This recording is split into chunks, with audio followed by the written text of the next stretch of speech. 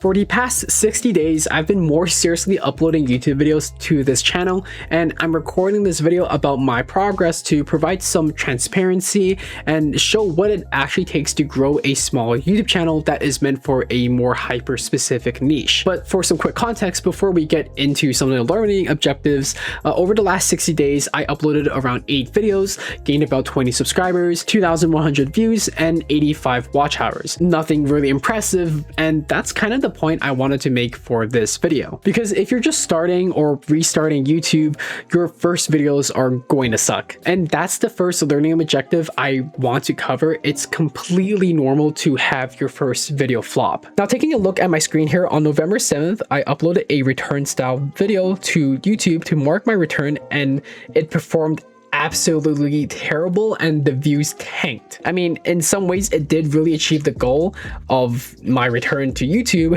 but the video didn't even break the 100 viewer marker. Now, to be very clear, this isn't the algorithm punishing me for not uploading in a while or not doing something trendy. It's more so the case that the video itself was not strong from the get-go, and it probably did not align really well with my core niche. So if you're in a very similar situation to what I experienced, I don't want you to assume that you're not fit for YouTube because the first video did not explode. In fact, 99% of cases out there on YouTube, when a new creator creates their videos, their first video will most likely not blow up. But what you should be prioritizing in those first 60 days is to get more videos uploaded, stay disciplined when creating them, and be a lot more patient with the results. And that last thing is something I honestly kind of struggle with as well, but learning how to get there. And you want to do this very consistently because you'll start to understand what types of videos appeal to your viewers. Now, as an example, if we take a look at the comments that are being left on my channel, you can see that some of my recent videos, like the Hormozy video,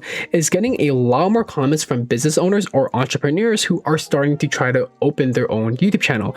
As you can see from this example right here, this person also consistently watches Hormozy, and that's why he found a lot of interest in the video that I created. And very similarly, on this video that was a little bit more focused on starting a new YouTube channel or restarting an old one, I also got someone that was very interested in restarting his old YouTube channel because he just wanted to help a lot of these, potential high schoolers or university kids that are trying to be a lot more productive again and probably grow a business out of it. So yet again, you can see that it's hitting the right type of audience. And I would have not gotten a lot of these comments that I'm showing you on the screen at the moment if I did not upload the volume or the amount of videos that I have at the moment. So in some ways, these comments are great indicators that I'm starting to upload the correct types of videos, but I just need to fine-tune my content plan to get there. And to achieve this, I have to stay consistent with the volume that I'm currently at, or even increase the amount of videos that I'm uploading to get to the point a lot quicker. So when you're getting past your first 60 days on YouTube, I want you to be a lot more focused on getting the correct or enough volume out there on your YouTube channel so you can have a better understanding of what your niche is looking for from you in terms of the content. Now, with that being said, the second thing I did learn from uploading after 60 days straight of YouTube is that earlier on, you should be heavily borrowing ideas from your competitors, peers, in your own niche. Now, I'm not saying that you should outright copyright your competitors or peers because honestly, that is kind of illegal. I think there are some really gray areas behind that, and you can get into a lot of trouble because of that. But instead, what you should definitely be doing is copying their structure in making your own videos. And that might include taking inspiration from their video ideas, how they package their videos, and even the angle that they're taking the approach from. And the reason for this is really simple because your competitors or peers have already cracked the formula you're trying to achieve yourself. They know exactly what your niche wants, what types of videos work out for them, and what video packaging, which is the thumbnail and titling, works the best. Essentially, just by taking inspiration from your competitors or peers, you're saving yourself a lot of time and effort in figuring all that stuff out yourself and following already what works out there on YouTube. And this is what a lot of top creators out there like to call this as copying from outlier videos, where you're taking a top performing video and remaking it for your own perspective or for a slightly different audience. For example, one of my best performing videos in these first 60 days was about Alex Hormozy. When I was planning it originally, I actually didn't notice that there was a ton of creators in the business space using the exact same video idea and packaging. As you can see, I took a lot of inspiration from this video by Cast Magic AI about Hormozy's advice on content creation, then I noticed that there was a lot of very similar videos about, landing pages, LinkedIn, lead generation, etc. There's quite a lot more, and that's why I thought it was a really good idea to make a very similar video setup for my own niche, which is a little bit more focused on YouTube growth. So what I did was I pretty much kept the exact same structure my competitors were using. As you can see, it's quite similar in its setup, but I pretty much twisted the focus towards YouTube instead. And that video ended up being the best performing video that I've uploaded in 60 days. And as I showed you guys earlier, it even brought comments from entrepreneurs trying to start their own YouTube channels, which is pretty cool, I gotta say. And that's the real takeaway I want you to have from here. When you're studying competitors, you're not copying them. You're just learning what your niche already responds to, and you want to take advantage of that. Then your job is to pretty much adapt to what your audience is looking for from you. Now, earlier I did talk about borrowing ideas from your competitors, and this is where packaging really comes into play. Because in your first 60 days of YouTube, thumbnails and titles aren't about being perfect and designing something super eye-capturing. They're about learning what gets the most amount of clicks from the niche you're trying to hit. So earlier on in your journey, YouTube isn't judging you harshly. It's pretty much testing different versions or angles of your content to see how people or your audience responds to it. At the end of the day, the algorithm is trying to work in your favor and finding the right audience that will be very interested in your videos. And it just needs the necessary information to get there. And that's why I'd rather you upload 10 videos with really decent packaging than with months trying to design the perfect thumbnail and title combo. I want you to think of each upload as a rep and a workout routine.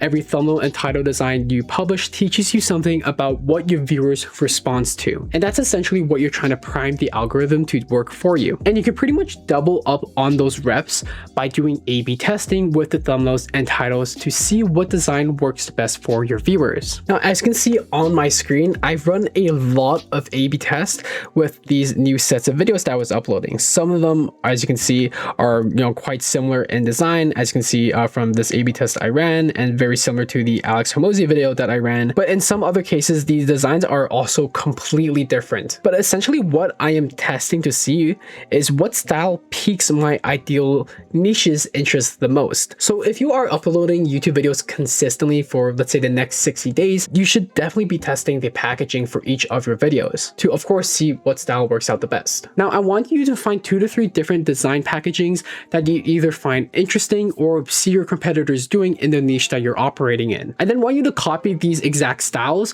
for the next 60 days and run an A/B test for each of the videos that you're uploading. And when those 60 days are up, you should be taking all of the data from these A/B tests and putting it onto a spreadsheet to see what types of designs or packagings are getting the most amount of clicks. And by organizing the data like this, you get to see which style resonates the best with your channel and the niche that you're trying to hit. And of course, knowing what types of styles your viewers or your audience finds the most intriguing for you. Again, in these early stages of YouTube, in the first 60 days, you'll not be 100% sure on what your niche is asking for from you. It's pretty much just a guessing game, but you're trying to reduce it through very statistical analysis. So don't be afraid to test various packages, like I mentioned earlier, to see what resonates with the best for your viewers. And at the end of the day, your viewers' opinions matters the most in helping you develop in those first 60 days. But other than optimizing your packaging, in your first 60 days, you should also be paying close attention to your retention graph. Now, as a beginner, you might see your retention drop to around 7 to 10% with a big drop right at the beginning of the video. And that's exactly what I experienced with my new sets of videos that I was uploading when I made my return to YouTube. With that being said, I do want to be very clear, and this is completely normal to see. Every YouTuber has experienced this, whether they're returning to YouTube or just starting a completely fresh YouTube channel. And the reason I bring this up is because retention tells you how your video is being structured. Now, I want to keep this very short, but when you're a really small creator, someone like me, no one is going to give you 10 to 15 minutes of their time right from the get-go. You have to earn it from your viewers. You essentially need to give them reason to give you the attention that you want. Now, your first few videos will show this very clearly. For example, when I took a look at some of my earlier uploads, there has been a massive drop in the first few seconds and the retention basically bottoms out. What that told me was pretty simple. My hook was way too long.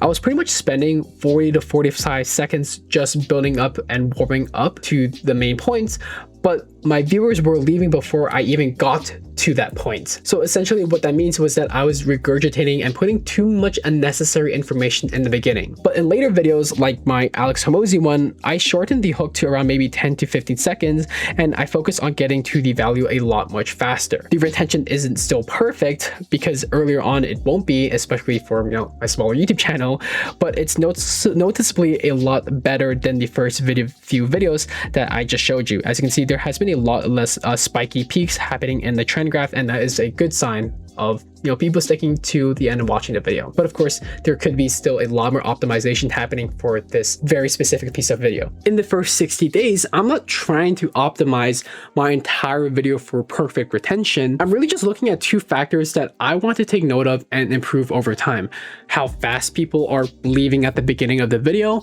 and where the biggest drop-offs are happening. If you see a massive dip in the first 10 to 30 seconds, maybe in my case 40 seconds, that's usually a hook problem for the script. Either it's too long, too vague, or it doesn't clearly explain why the viewer should care about my video. Now, if there is a big drop off later into the video, like you see random spikes in the graph, that usually means I or you stayed on the point way too long or went slightly off topic, which detracted the viewer's attention. And if your retention graph starts improving over time, you're moving in the right direction, even if the numbers are still pretty small. Now, in the first 60 days, retention isn't about keeping everyone. It's about losing fewer people at the start. And that's the mindset you should be having when starting out for your first time on YouTube. Now, if you're starting completely fresh on YouTube, this next part that I'm going to be talking about probably won't matter too much because you first need to upload a lot more volume. But once you've uploaded around maybe for 30 to 60 days,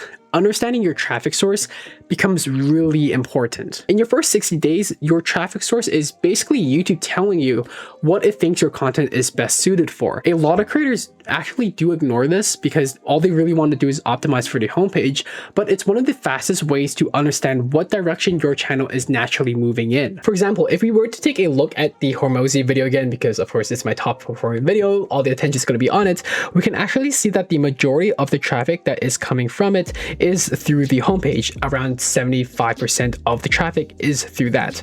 But if you were to take a look at one of my older channels right here, you can actually see that 50% of the traffic that was coming for my channel was actually through the YouTube search results. So videos that are being pushed through search usually have a very clear outcome in the title and thumbnail that answers very specific questions. For example, this video was more focused on the application process to my university program. So that's why that video has a lot more search traffic, because it's more focused on a very hyper-specific question. While on the other hand, homepage videos like the Alex Hormozi video that I uploaded relies more on intrigue and positioning and some more of the storytelling element to get the viewers hooked on the video and finding more value from it. And that tells me something really important about this channel and where the direction is heading in the first 60 days. And what it's really telling me is that YouTube is testing me more as a suggested or homepage creator rather than a search first channel. So if you are finding the traffic source YouTube is already providing you, the goal for your first 60 days out there on YouTube should be leaning into whatever traffic source the algorithm is already providing you. If you're seeing a lot more homepage traffic coming into your YouTube videos, you want to pretty much double down on cleaner positioning and a stronger hook to keep the viewer's attention. But if you're seeing a lot more search traffic flooding in, double down on answering very specific questions and making more hyper-specific videos. Your job in the first 60 days isn't to force growth for the channel and scale up to maybe 100,000 subscribers. I mean, at the end of the day, this is pretty much what everyone wants. But really, for the first 60 days, you really want to listen and take in all the feedback that YouTube and the algorithm is already giving you so you can make the necessary adjustments to grow in the right path that the algorithm thinks that you should be going in towards. And for the case of my YouTube channel, it should definitely be optimizing a lot of the videos that I'm uploading for the homepage instead of search traffic results. And that's why a lot of the later videos, or I guess the older videos I uploaded, were not getting a lot of views because I was kind of clashing against what the algorithm wanted for me. And that's why a lot of the views for my videos tanked crazily. So yeah, for this YouTube channel, definitely more focused on homepage search traffic. But if you're in a very different position, definitely take a look at where your main traffic source is coming from and optimize for that. Now, as a final learning objective, I want to quickly talk about authenticity, because especially in your first 60 days on YouTube, this really does matter. Earlier on, being yourself as a creator on YouTube matters more than trying to sound polished or creator-like. Your viewers can tell when someone is forcing a personality, and more importantly, you can feel it too. It just doesn't feel right to impersonate someone. When you're not presenting yourself honestly on camera, burnout tends to happen a lot faster than it should be. So when it comes to presenting yourself on YouTube, you should definitely have the mindset that you're not just creating content, you're performing, educating, and growing a community that would love to follow you. Honestly, that's not really sustainable if you're still trying to figure out what type of personality or authentic feeling you're trying to achieve with your videos. So speaking from my own experience and from working with a lot of business owners or entrepreneurs trying to grow their own YouTube channels, talking like an AI chatbot on camera is way more obvious than a lot of people think. A lot of people can tell. And it's very copy and paste. I mean, look at the email marketing niche. If you search up any videos, everyone is talking literally the same.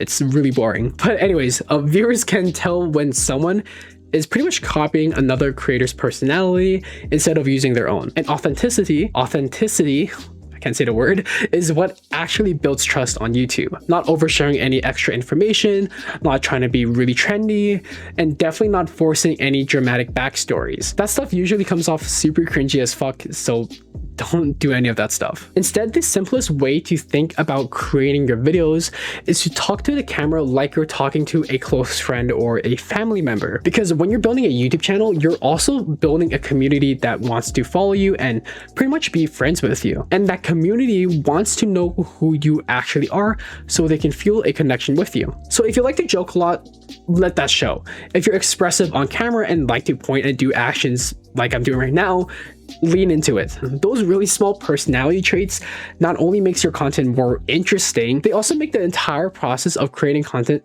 a lot more enjoyable, and you'll be able to stick past those first 60 days of uploading content on YouTube. And of course, avoid burnout. And that is essentially the things I've learned from restarting my YouTube channel in the first 60 days. All these learning objectives can both help complete beginners or those in a very similar situation as me. So to be very clear, in these first 60 days, I'm not really chasing too much growth. I'm still really trying to build up a system where I can chase signals from the viewers a lot easier. In other words, knowing what kind of videos get clicks, what content holds the most attention, and if my ICP or my viewers is actually commenting on my videos, which I've seen so far they are. So I'm very happy about that. And once those signals become a lot clearer to me, growth to my channel will become a lot easier to get a hold of. So if you're like me or a beginner on YouTube, you should definitely follow my journey to see how this channel develops, because I'll be making a lot more update videos like this at every major milestone. But other than that, you should definitely take everything that I said in this video and what I learned in the first 60 days on YouTube so you can go kill it on YouTube as well.